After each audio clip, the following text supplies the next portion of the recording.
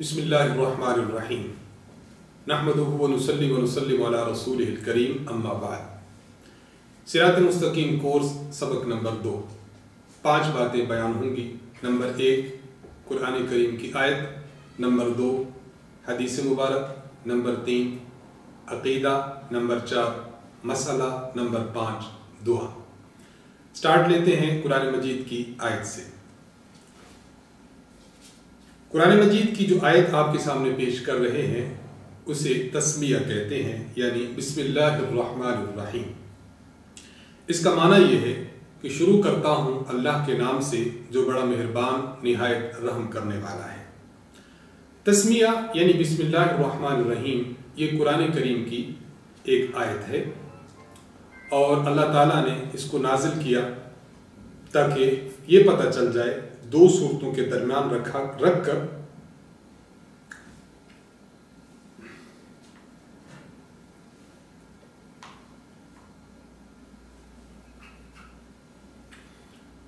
بسم اللہ الرحمن الرحیم نحمدہ ونصلی ونسلم علی رسولہ الکریم اما بعد۔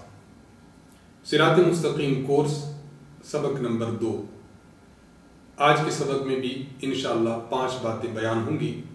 نمبر 1 قرآن کریم کی آیت، نمبر 2 حدیث مبارک، نمبر 3 عقیدہ، نمبر 4 مسئلہ، نمبر 5 دعا۔ تو آئیے سٹارٹ لیتے ہیں قرآن مجید کی آیت سے۔ قرآن مجید کی جو آیت سبق نمبر 2 کے شروع میں لکھی گئی ہے وہ آیت ہے تسمیہ، یعنی بسم اللہ الرحمن الرحیم۔ اس کا معنی یہ ہے کہ شروع کرتا ہوں اللہ کے نام سے جو بڑا مہربان اور نہایت رحم کرنے والا ہے۔ تسمیہ یعنی بسم اللہ الرحمن الرحیم یہ قرآن کریم کی آیت ہے، اور اللہ تعالیٰ نے اس کو نازل کیا ہے 2 صورتوں کے درمیان اس کو رکھا جاتا ہے، یہ بتانے کے لیے کہ پہلی صورت اس مقام پر ختم ہو گئی اور دوسری صورت یہاں سے سٹارٹ ہو گئی۔ اس لیے بسم اللہ الرحمن الرحیم یہ کسی خاص صورت کا جز اور پارٹ نہیں ہے، بلکہ یہ نازل اس لیے ہوئی ہے تاکہ 2 صورتوں کے درمیان فرق کیا جائے، ڈیفرینشیٹ کے لیے، تاکہ پتہ چل جائے کہ یہ الگ صورت ہے اور یہ الگ صورت ہے۔ اس لیے آپ کو ہر صورت کے شروع میں بسم اللہ الرحمن الرحیم لکھی ہوئی نظر آئے گی، لیکن سورۃ التوبہ جسے سورۃ البراۃ کہتے ہیں اس کے شروع میں بسم اللہ الرحمن الرحیم لکھا ہوا نہیں ہوتا۔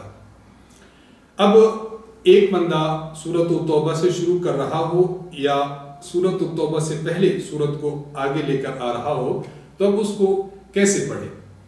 تو علماء نے مسئلہ لکھا ہے، اس کو بھی آپ اچھی طرح سمجھ لیجئے۔ مسئلہ یہ لکھا ہے کہ اگر کوئی شخص سٹارٹ ہی یہاں سے لیتا ہے سورۃ البراۃ سے، جس کے شروع میں بسم اللہ الرحمن الرحیم نہیں ہے، اب اس کو چاہیے یوں پڑھے، اعوذ باللہ من الشیطان الرجیم بسم اللہ الرحمن الرحیم براۃ من اللہ۔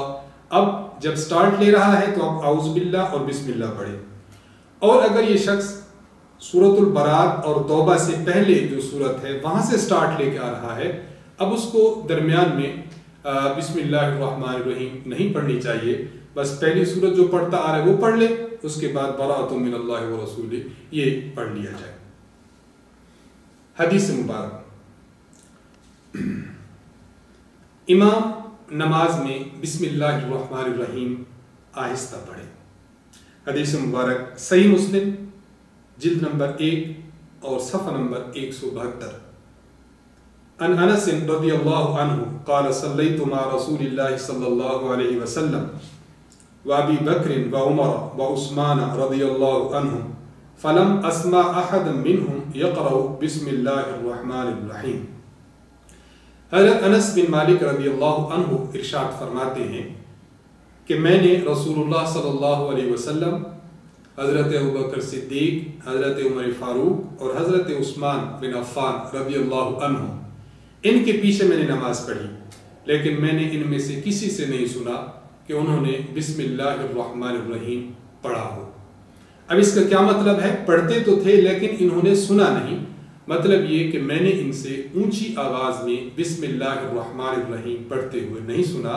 تو اس حدیث مبارک سے یہ معلوم ہوا کہ جب کوئی بندہ امام بنے، امامت کرا رہا ہے، تو سورۃ الفاتحہ جب پڑھتا ہے تو سورۃ الفاتحہ سے پہلے جو بسم اللہ الرحمن الرحیم پڑھتا ہے اس کو اونچی آواز میں نہ پڑھے بلکہ اس کو آہستہ آواز میں پڑھے، اور یہ صحیح مسلم کی اس حدیث مبارک سے ثابت ہے۔ عقیدہ، تقدیس ذات و صفات باری تعالیٰ، اللہ تعالیٰ کی ذات اور اللہ تعالیٰ کی صفات کی پاکیزگی کو بیان کرنا۔ عقیدہ یہ ہے کہ اللہ تبارک و تعالیٰ نمبر 1 جسم سے بھی پاک ہے، نمبر 2 اعضائے جسم سے، یعنی جسم کے جو پارٹس آف باڈی ہوتے ہیں ان سے بھی پاک ہے، نمبر 3 لوازم جسم، جو جسم کی لوازمات اور ضروریات ہیں اسے پاک ہے۔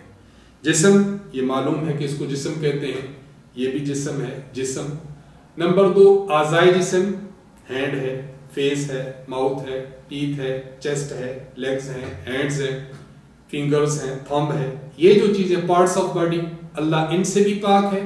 اور نمبر 3 لوازم جسم، وہ چیزیں جن کی جسم کو ضرورت ہوتی ہے، کھانا ہے، پینا ہے، سونا ہے، لیٹنا ہے، اونگنا ہے، دوڑنا ہے، بھاگنا ہے، یہ جو چیزیں ہیں تو اللہ تعالیٰ جسم سے بھی پاک ہیں، اللہ تعالیٰ اعضائے جسم سے بھی پاک ہے، اور اللہ تعالیٰ لوازم جسم سے بھی پاک ہے۔ یہاں ایک بات اور اچھی طرح سمجھ لیں عقیدے کے حوالے سے کہ قرآن اور حدیث مبارک میں کئی مقامات پر بعض ایسے الفاظ آئے ہیں کہ جو الفاظ اعضاء کے لیے بولے جاتے ہیں، مثلا ید کا لفظ آیا ہے جس کو اردو میں ہاتھ کہتے ہیں، وجہ کا لفظ آیا ہے جسے اردو میں ہم چہرہ کہتے ہیں، اسی طرح اللہ تبارک و تعالیٰ کے لیے اور الفاظ آئے ہیں، لوازم جسم جسے کہتے ہیں، نزول کا لفظ ہے کہ نازل ہونا، اور اسی طرح دوڑنے کا لفظ ہے۔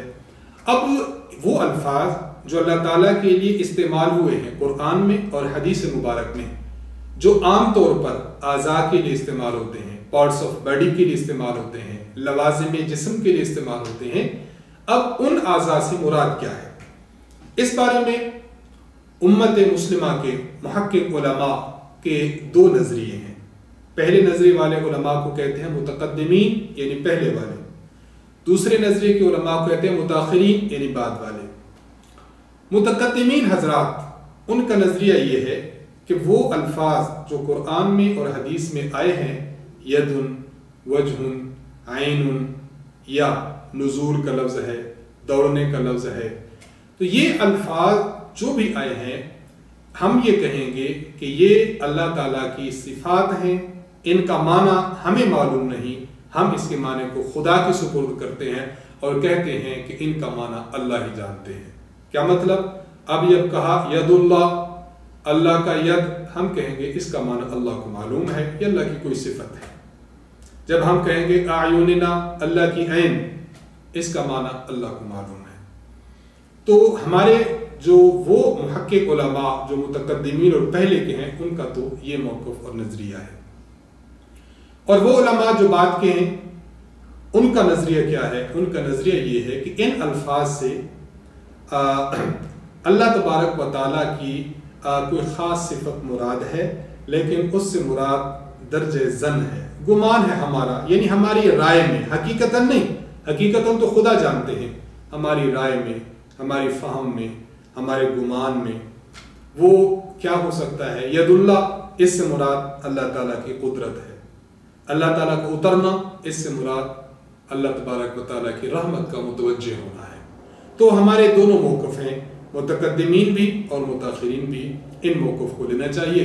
اس پر اگر مستقل کسی نے مسئلہ سمجھنا ہو تفصیل کے ساتھ اور پوری ڈیٹیل کے ساتھ تو ہمارے استاد محترم حضرت متکلم اسلام مولانا محمد الیاس محمد دامت برکاتہم آپ کے بیانات اور آپ کے اس ٹاپک پر جو لیکچرز ہیں وہ ہمارے یوٹیوب پر اور ہمارے فیس بک کے پیج پر موجود ہیں، آپ انہیں ملاحظہ کر سکتے ہیں۔ نمبر 4 مسئلہ نجاست حکمیہ۔ ہم نے پہلے سبق میں یہ بات کی تھی کہ نجاست کی 2 قسمیں تھیں، نجاست حقیقیہ اور نجاست حکمیہ۔ آج کے سبق میں نجاست حکمیہ کی بات ہے۔ نجاست حکمیہ اس کی 2 قسمیں ہیں، نمبر 1 حدث اکبر، نمبر 2 حدث اصغر۔ حدث اکبر اور حدث اصغر، ہم دیکھتے ہیں حدث اصغر کیا ہے۔ اگر کوئی شخص ایسی نجاست حکمیہ کے ساتھ ہے کہ جو نظر نہیں آتی لیکن چھوٹی ہے تو وہ حدث اصغر ہے۔ مثال کے طور پر ایک بندہ بے وضو ہو جاتا ہے تو ہم یہ کہیں گے کہ اس کو حدث اصغر لاحق ہے۔ حدث اصغر کیسے دور کی جائے؟ اس کے دو طریقے ہیں۔ نمبر ایک بندہ بے وضو ہے، اب اس کو بے وضوئی کو دور کیسے کرے؟ اس کے لیے کہ وضو کر لے تو یہ نجاست یعنی حدث اصغر ختم ہو جائے گی۔ یا اگر پانی کے استعمال کرنے پر قادر نہیں ہے، کچھ مسئلہ ہے اس کا، تو پھر تیمم کر لے تو تیمم سے بھی حدث اصغر ختم ہو جاتا ہے۔ نمبر 2 حدث اکبر۔ حدث اکبر کا مطلب نجاست حکمیہ کی بڑی نجاست۔ حدث اکبر جو ہے وہ 3 طریقوں سے بندے کو لاحق ہوتا ہے۔ نمبر 1 جنابت سے، خاوند اور بیوی ملتے ہیں تو حدث اکبر لاحق ہو جاتا ہے، جسے ہم یوں بھی کہہ سکتے ہیں کہ شہوت کے ساتھ اگر انسان کی منی اپنی جگہ سے جدا ہو اور جسم سے خارج ہو جائے تو حدث اکبر لاحق ہوتا ہے۔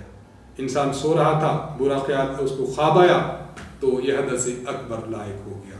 بیوی سے ملا، حدث اکبر لاحق ہو گیا۔ نمبر 2 حیض سے، ایک خاتون ہے، خاتون کو جو ڈیٹ آتی ہے، مینسز آتے ہیں، تو مینسز جب اس کے ختم ہوتے ہیں تو ختم ہونے پر اس کو یہ حدث لاحق ہوتا ہے، اب اس کے لیے غسل کرنا ضروری ہے۔ اور نمبر 3 جب عورت بچہ جنتی ہے تو بچہ جننے پر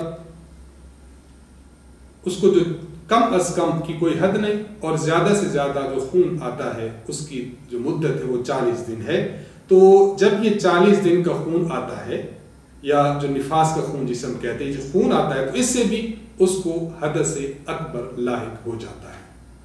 حدث اکبر کو دور کیسے کیا جائے، یعنی اس نجاست حکمی کو دور کیسے کریں، اس کے 2 طریقے ہیں۔